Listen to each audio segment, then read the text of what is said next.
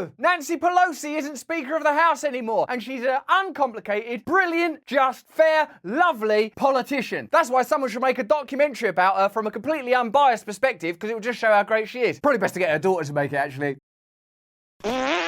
Hello there, you 6 million awakening wonders. Thanks for joining me on this voyage to truth and freedom. Turn on the notification bell and subscribe right now, because we need direct access to you always in case the algorithm tries to disrupt us in this corrupt and crazy world that wants to fill your mind with senseless propaganda, like this HBO documentary about Nancy Pelosi, who I'm sure is not actually evil, but does seem to be participating in a lot of congressional grandstanding and moral posturing, when in fact making quite a lot of money from regulating companies that her family at least are invested in. So what exactly has Nancy Pelosi done that means she's so worthy of a hagiography? Or is it another case of Washington whitewashing? And of course we're doing this because of the new HBO documentary about Nancy Pelosi made by her daughter. In her 14th documentary film for HBO, acclaimed documentarian Alexandra Pelosi offers a candid, behind-the-scenes chronicle of the life of her mother and Speaker of the United States House of Representatives, Nancy Pelosi. How candid is it? My candid documentary go, what stocks or shares do you and Dad own? And do you ever sit on regulatory boards of those same companies? And why did you elbow that little girl? For the children. So this documentary takes you through Pelosi's career milestones leading up to the inauguration of President Joe Biden in 2021. Filmed in a cinema verite style, yeah, that's the only thing that's verite. Over the course of 3 decades, Pelosi in the House provides a unique longitudinal window into the life of a long-standing Democratic politician and history in the making. So, what will it be? Filthy propaganda, or what it claims to be a verite or truthful look into the career of a politician? And the truth is, I believe that there's nothing uniquely bad or cruel or wicked about Nancy Pelosi. It's just that if you are in that role, you likely have sets of interests, receive money from, and have affiliations with organisations that are ultimately at odds with the requirements, needs, and rights of American people. So that's the only claim I'm making. She's not like Cruella de Vil or something, although... For the children. Mom, why did you choose this life? Greed? I didn't really choose this life. No, not it chose me. Don't say it chose me. Don't use a cliche. Don't use a cliche right at the beginning of your trailer and then expect us to come along with you and sort of go, oh, that this is about like one woman challenges in a male-dominated world, as if the actual issue here is about gender and sex, which is admittedly, obviously, an issue in the world and in society. But when that issue is framed within a corrupt political system that ultimately exists to support the interests of, you know already, military-industrial complex, big pharma, big food, mainstream media, don't pretend that it's a victory that someone's not got a dick. It chose me. Oh no, it is that, yeah. Politics was the life that we led. I have the high privilege as the first president to begin the State of the Union message with these words. Madam Speaker.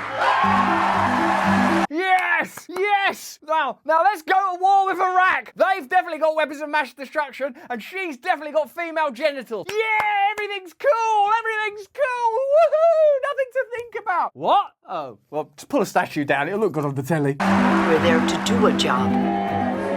Do you think that what they do is present you with certain issues that can appear like victories? Because I believe that there should be equality and people should be free to express themselves sexually in consensual ways however they want to, and identity is important, and libertarianism and identity politics actually meet at the back, as it were, because you should be free to be whoever you are. But when these things are continually broadcast in your face, it might be as a bit of a distraction that centralised financial, corporate and military industrial interests are carrying on in the business as usual way while you're sort of clapping blindly that someone's a woman. Some people count sheep at night. I count votes. I don't know what Paul's doing there. He seems to be counting something as well. Maybe he's Apple stocks, which seem to be doing well at the moment. But that's nothing to do with me. I don't have any connection to that. You can't get tired. You can never get tired. Are you gonna be on your best behavior tonight? Yes, I am. Don't do anything I wouldn't do. Thank you very much. Oh, democracy. Oh, there you go, baby. Take that. There's your democracy standing up to Trump, you sexist pig. Why did you tear it up? It was a total pack of lies.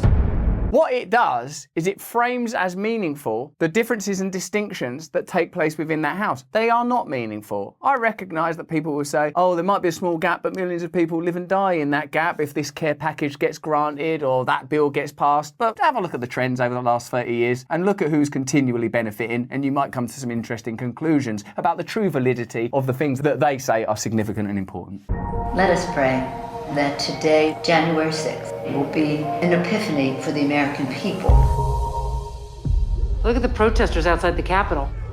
Oh my God, how did that guy get up there? Mr. Vice President, don't let anybody know where you are. To be fair, he probably doesn't know where he is anyway. We always knew that this responsibility would take us into the night. We'll stay as long as it takes.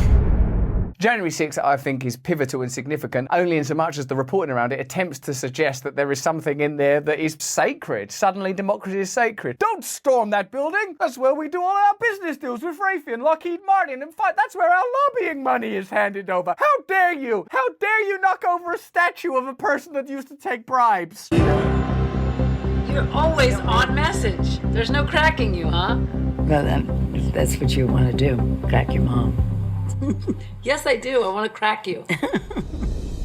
Ugh. We've been promised a candid documentary, and it looked to me like a hagiography that presents Nancy Pelosi as a uniquely and solely benevolent figure who represents a victory for women's rights, which are important. That's why they always use that narrative, because it's an important thing. But I believe they use it to mask areas of corruption, duplicity, collusion, and even conspiracy elsewhere. Here are some things that could have been in that documentary that may have made it a little more illuminating and valuable to a discerning viewer who's interested in understanding how the system works and how a particular figure within that system, like Nancy Pelosi, can be used to tell a story about democracy and in particular its shortcomings. Because most of us are told and led to understand that the function of democracy is to allow the will of ordinary people to be enacted systematically across vast nations and wide populations. But many of us believe that what happens really is the establishment gets co-opted by corporate interests and ultimately democracy becomes a kind of piece of theatre. So maybe it's a good documentary on that basis. Here's some things that are not in that documentary that you might be interested to learn. Pelosi is one of the wealthiest members of Congress. Her and her husband Paul's net worth has increased rapidly over the past few years. After generally hovering near an estimated $100 million throughout the 2010s, the Pelosi net worth began shooting up in 2020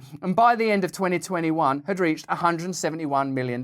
Their wealth doubled during a time of massive crisis for the world. Her personal wealth doubled. So what do you think tells you more about Nancy Pelosi? Her tearing up a bit of paper behind Donald Trump, or the fact that her wealth doubled during a time where the majority of people in the world were suffering? What's more significant? You tell me. Let me know in the chat. Let me know in the comments. This is thanks in part to her husband's holdings in the likes of Slack, Tesla, Disney, Visa, Salesforce, PayPal, Alphabet, Facebook, and Netflix. All of them major corporations that spend untold millions every year to lobby the government.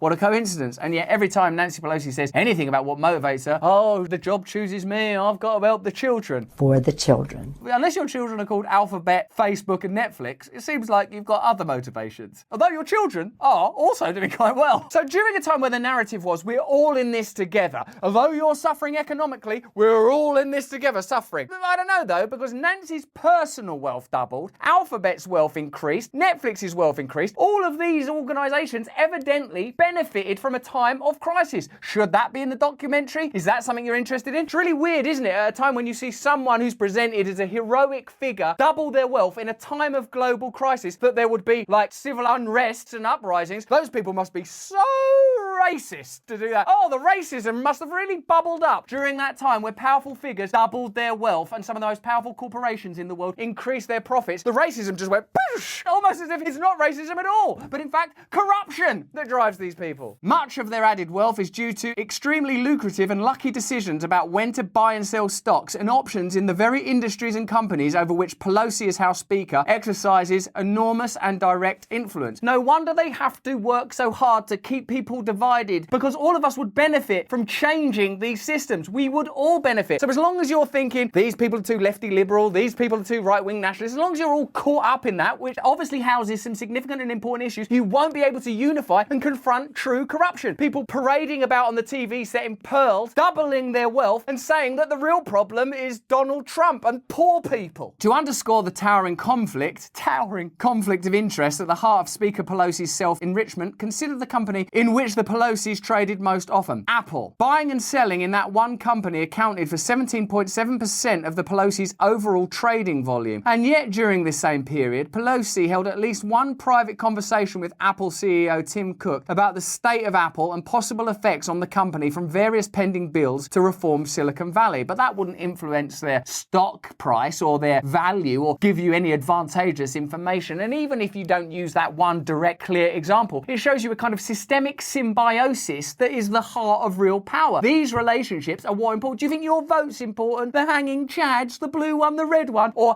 Apple and the Speaker of the House having meetings during a time where her wealth doubles? You tell me. I don't know. Maybe we'll make a documentary about it. Indeed, all 5 of the Pelosi's most traded stocks over the last 2 years just so happen to be the 5 Silicon Valley giants that would be most affected by pending legislation at the time. Wow, is that in the documentary? Paul Pelosi in March exercised $1.95 million worth of Microsoft call options less than 2 weeks before the tech stalwart secured a $22 billion contract to supply US Army combat troops with augmented reality headsets. Poor Pelosi, he may not be so good at driving and he may have some dubious house guests, but by God, when he gets a hunch about Microsoft, he's always on the money. Paul's feeling some feelings. Paul's feeling some feelings. Better have a little drinky, then a little drivey, then a little visit, and then bye, Microsoft!